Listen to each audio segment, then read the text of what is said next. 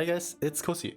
I don't really know what to say to start off this proper, other than it's about time. When you're watching this right now, it means that the first Mythic Plus season of the War Within is in full effect, and while I beautifully sow trust issues through all my beloved viewer base by baiting you muppets into writing a random letter just for me to tell you that you enjoy being packed, well, unless you went with Z, you guys eagerly awaited the first episode of this series that not only puts this channel on the map, but also will drag its ass towards the 10k mark to the end of the year. But first, what happened? The Marvels decided it is time for the Justifier, the winged Punisher of Ashbringer.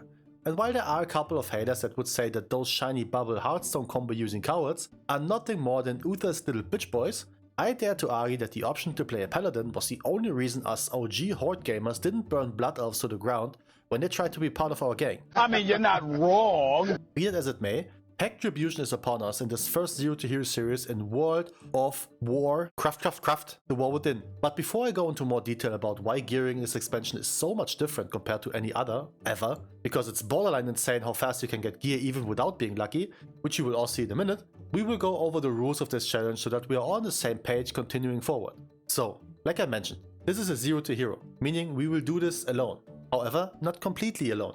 I am an advocate of the multiplayer part of an MMO, and so I always recommend joining guilds to see if you may or may not find people to play with. However, I can assure you, it's my personal interest to not just get boosted, and usually I wouldn't even be in a guild this early, but when they invited me, I couldn't say no. Second rule, however, has no grey area. No friend list usage. This is a complete pack experience with strangers from the iLvL tool. Third rule includes the no external gold part of the series. All the gold I have, I made from leveling and gathering. Even though gold trading is easier than ever with Warbank, I will still not do it. Again, in my own interest. I don't really like cheating, to be honest. Fourth rule is a no-brainer. No radar youre connection. And you can believe this is intact because I leveled this character during the pre-expansion, and considering how rarely I update my profile, this character is not even shown on my radar youre account. And to finish you guys off, no diddy, let's get to the juice. Our goal. I really thought about this, as this is the first season of a complete new expansion, which means you can't just send it to the max key level instantly. However, with that being said, I don't want you guys to call me a little bitch boy or a mega fapper. So we make use of the label of Zero to Hero and go for exactly that. Keystone Hero it is. Now with that out of the way, let me show you what I've done with this thick ass dwarf to get some mad gear in just 2 days of playing. But first, here's a word of our sponsor. Just kidding. Bet you got excited for a second. Oh yeah, and don't forget to like and subscribe, you sausage. Now then, I leveled this character first week and didn't do much once I got there. With that being said, 518 is the item level we are rocking on 80. And while some of you might think that's pretty ass considering most of us had characters with better gear in the end of Dragonflight, I got only one thing to say to you. That's correct, don't touch my log. Yeah, well, and also you're right. So let's change that by quickly grabbing some starting items from the world quest, as well as the auction house, just to get some required item level for heroic dungeons quickly. 539, not enough yet, so the next step is to do them weekly events, while the important numbers are 2 and 4. The first 2 will grant you veteran gear since the season started, and the first 4 will grant you a restored coffer key each, which will be super important very soon. Once we had an item level of 551, or in our case slightly above, we were ready to queue up for heroic dungeons. Did we get anything from there? No. But hey, f***ing Sasuke got the sack. Yet on the last boss of Ara, still nothing. This is all going well. Now, while you watch me attempt Arakara again for the trinket, let's talk about the talents while I'm playing. Do I know what I'm doing here? No. Did I pay attention to any guide? No. Do I think you guys know it any better? So I just skilled random ass talents while leveling, so don't judge me. We also rocked the Templar, cause apparently it slaps. At least my stream told me. And oh boy, did we get loot from the first boss. Unlucky. Yet after molding in heroics and crafting a 50 eye level upgrade ring, I thought I'd just try my luck with Mythic Zero. A lot better gear after all, even though it's more difficult to play.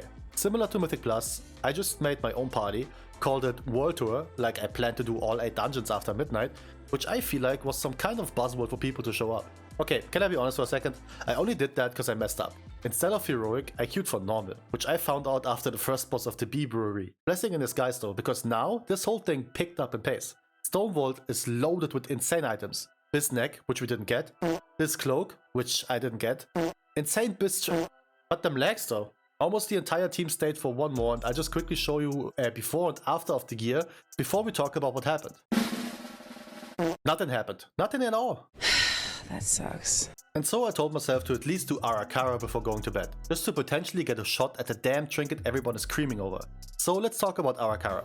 I feel like the last boss is something we need to educate, as I had mad issues on multiple runs so far already, so let me be the one to give you a breakdown on how this works. Just in case you don't know it yet. And yeah, by the way, I didn't get the egg. You're joking. Tikatal pretty much rocks with 3 mechanics. Erupting webs will put a lot of swirlies on the ground that will stun you, which is arguably the worst thing that could happen to you in there, so 100% should avoid that at all cost. The other pretty straightforward mechanic is cultivated poison. Now this ticking poison will deal damage to everybody affected by it, and once it runs out or is dispelled, it will send 2 blobby poison waves towards the direction of those little fountains that come out of it. One thing to mention is, those fountains itself don't do damage. You can stand next to people with it, as they are purely indicator on where the blobs will go. The blobs, however, will hurt, so you want to make sure you are not aiming them towards your teammates, or that you are at least a few steps away. With them 2 easy and self-explaining mechanics out of the way, let's talk about the mechanic that causes so much trouble among them puggies. Cosmic Singularity will slowly suck you into their explosion, with a mighty speed suck at the end of the cast, and I know there will be some people that will tell you, oh, you can just simply jump away for the last seconds, and don't listen to those muppets. Just play it proper. The proper way to play this is to use those little purple puddles on the ground. Once you step in it, the goo will root you to the ground, which will prevent you from being dragged into the explosion. But those puddles won't just appear. It's those little jar-wielding disgusting bastards that will drop them once they die. So far so good. We found a way to deal with all 3 mechanics. Now the issue though. The other 2 abilities don't stop happening, meaning you can't just stay in the goo throughout the fight. Instead, you need to get out of it as soon as the singularity ends. And this is the tricky part.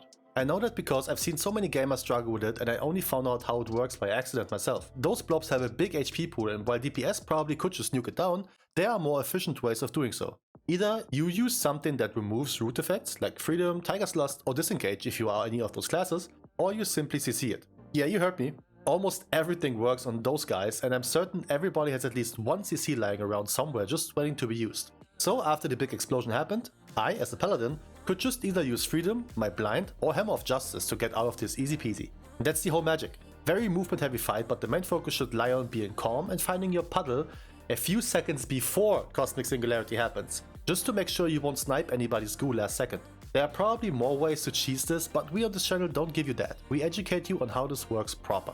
And as you can expect, I didn't loot anything either in this dungeon. Very annoying. Not a fan. Yet notice how I said loot, because I eventually did get an item. This chest piece that our tank looted was something he was willing to trade to me, and I'll happily accept those things. But there was another way to get quick and easy gear, in just a few minutes of time. Sparks of War. This is technically an open world PvP quest, however you can also complete this without any PvP at all. As long as you're on this quest and have War mode on, you receive 10 for each world quest and 5 for each looted crate, including those dirt piles. So that's what I did. 1550 blood tokens was the cap for the first week, which you easily reach when doing some world quests along the way. With that, you either buy 1 big gear piece like head, chest or legs, or a combination of 2 minor ones. Only a weapon would be doable for those who only need 1 hand or shields, or you just wait till next week to get more. Very efficient way to quickly get veteran gear, highly recommend.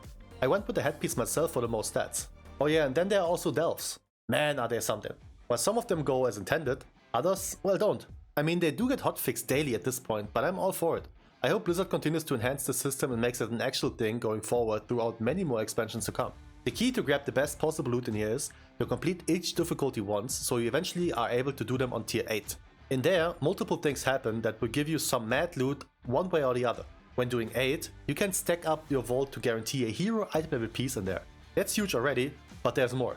Bountiful delves, which are those shiny ones on the map, will furthermore increase your chances of loot. Matter of fact, when successfully completing them, you get a guaranteed champion item level piece. So why would I do Mythic 0 for Veteran if I could just do this?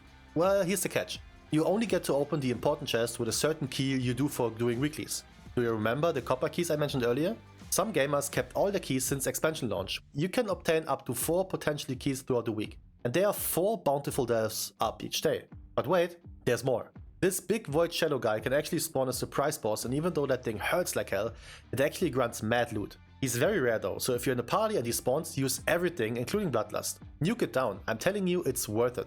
But wait, there's more. There's yet another rare item that can potentially drop for everybody on the 2 smaller chests in the end. Delver's Bounty will guarantee you extra loot on the next successful day if you complete. And when you do it on 8, it's a hero piece. We are talking 610 item level. Unfortunately, we didn't get to kill the extra rare boss cause my party didn't seem to be ready to deal with this thing by all means. Unfortunate. Oh yeah, by the way, even if you don't got any keys anymore, you still technically can do all bountiful delves to potentially farm the Delver's bounty quest. Not that I'll do it, but you could. So I did all of them for, got myself some champ legs, a cloak, a haste mastery ring which is insane, and the same haste mastery ring again but without the socket, which is also insane but in a different way. Looking for raid was also on the list this week, but that didn't give me anything, so let's ignore that. What we won't ignore however is Arakara. I went there again because of course I want that trinket, so we cleared the first and the second boss with ease. Yet this time, the last boss became an obstacle we couldn't just jump over. Like I mentioned earlier, this boss has some people on their toes and understandably so. Even though it's easy on paper, it can be difficult to adjust certain muscle memories you might have. Our druid healer for example killed himself, and with that, us, by not understanding how the blob and their root work exactly. I mean, he did go for the blob every time, but he always did that with a sprint in cat form. Nothing wrong with that, but if he then swaps out of cat to heal others, the snare breaks. Simply because that's what shapeshifting does. It took him a good amount of time to adjust to that, half an hour to be exact, which is incredible, but also admirable that everybody stayed put and went along with it. Mama didn't raise any quitters in this group. And because the game hates me, all of this shit just to get the same item I got traded the last time. Never lucky, man. However, I wasn't done here. For the sake of getting items, I did PvP. And I know what you're saying. Hear me out. Whenever you win a battleground, you got a chance to grab a quest that will grant you 9 pieces of Forged Gladiator's Heraldry. Those are required to craft epic gear, and even though you rightfully wonder what the hell I want with PvP gear, well, they are sort of champ track. Or at least they can go up to 610 on a rank 5 craft. So I got some of them done. Shoulders 603, belt 606 and ring 606. Easy peasy baby. With that, we are looking at an item level of 592, which is absolutely not bad for 2 days of playing, while doing neither normal raid or a full world tour of Mythic 0. I'm telling you, those easily obtainable PvP items really help in the beginning. However, this is where our prep episode ends for today. I already recorded more stuff and I'm having an absolute blast. I also can tell you that there's no chance you guess what happens next episode, when we enter our first Mythic Plus as well as our first raid. Okay, here's a little teaser. Yes! Yes! Yes! Yes! Yes! Yes! Yes! Yes! With that, I wish you the most fantastic day whenever you see this. Thank you for watching and I will see you in the next one. Peace.